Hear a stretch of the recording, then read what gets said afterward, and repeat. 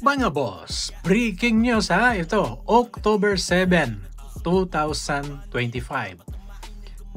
PBBM, President Marcos, itinalaga bilang bagong ombudsman itong si SOJ Remulla. Mga kababayan, gaya ng sinasabi ko sa ibang vlog ko, pag gusto nila, kahit labag sa batas, gagawin nila to.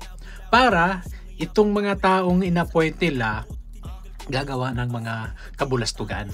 Well, of course, unang-una, yung taong ito, ang issue, yung kanyang anak sangkot at nahulin sa entrapment operation na merong marijuana nakalabas. Now, dapat imbestigahan din niya yung anak niya na sangkot ng korupsyon bilang congressman.